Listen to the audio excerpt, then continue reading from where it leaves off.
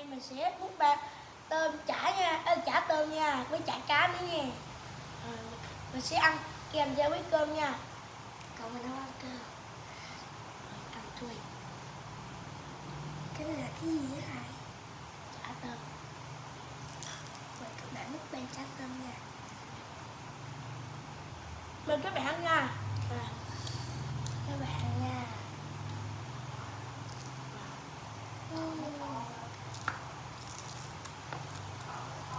Ngon quá. Thôi vô.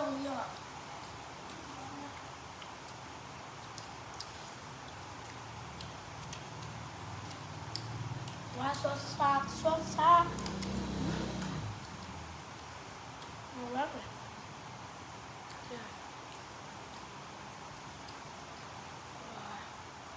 Mời các bạn nha.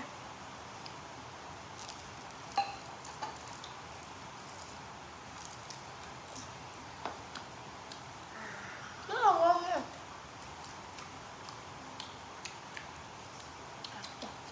Ngon hết sảy còn một bảy luôn. Ăn với một miếng cơm. Mình sẽ lấy cái này cứ như là snack luôn. Tối nay đâu ăn cho đỡ ngán nữa các bạn. Ăn nó sẽ ngon hơn.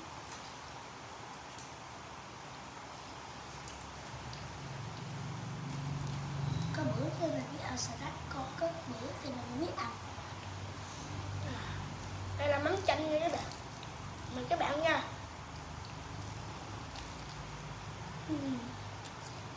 Ngon quá. Rất hot. Ok mấy cơ nha.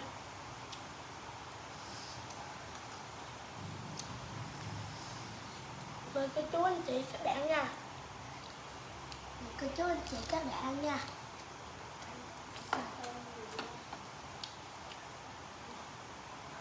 Đây là cái miếng chả tôm này. Mình sẽ chấm với nước chanh. Ăn thì nó rất là giòn nha mọi người.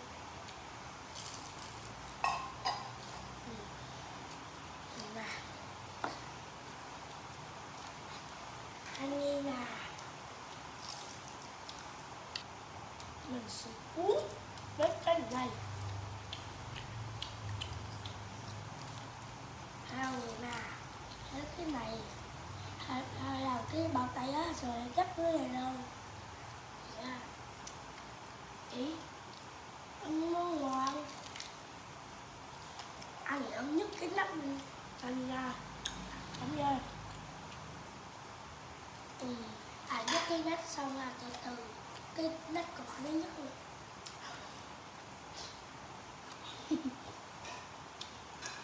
Mình có thể chạy ăn miếng cơm này.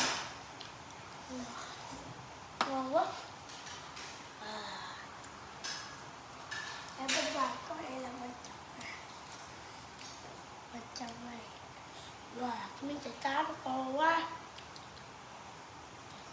Mình sẽ ăn miếng chả cá nha mọi người. Các bạn, cô chú anh chị ăn đây. Ăn không? Ngon quá. Đây là cái món này là món mới với lại lần đầu tiên mình ăn luôn nha. Món này là mẹ mình làm rất là ngon luôn. Mắm cũng là do được mẹ mình làm nha. Rồi chả cá này nè. Chả cá là mình mua ngoài chợ. Các bạn thấy cái món này độc lạ Bình Dương không? Đầu tiên mình thấy luôn á.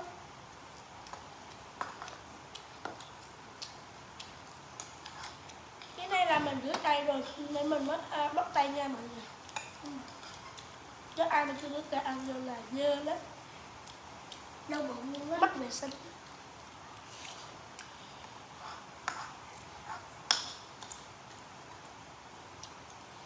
Ngon quá.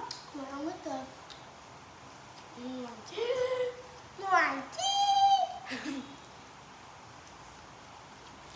Ngon lắm. Ngon chứ. Ôi, nói à.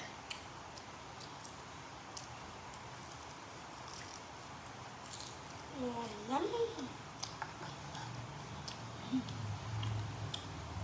Hai ơi xí cho Bảo cả đi. Có miếng chả cá này. cắn rồi. Cắn rồi. Bên ngoài.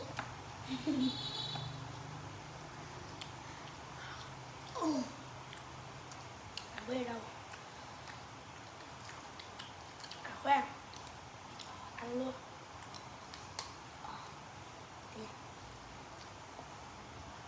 Chấm nha. Wow, nó rất là giòn đây.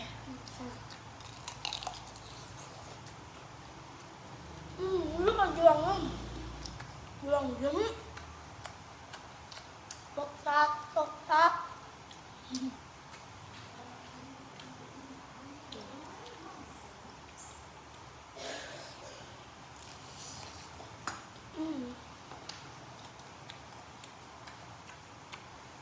Ngon quá.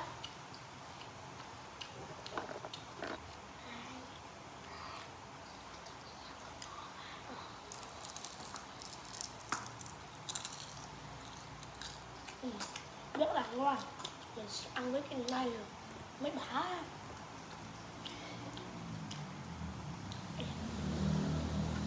Chấm cái này luôn.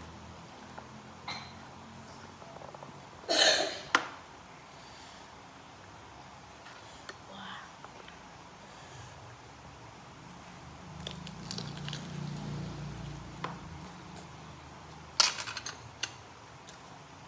Rất là giòn luôn không?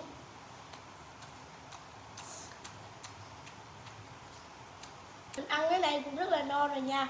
Giờ mình hẹn với bạn đến video sau nha. Bye bye.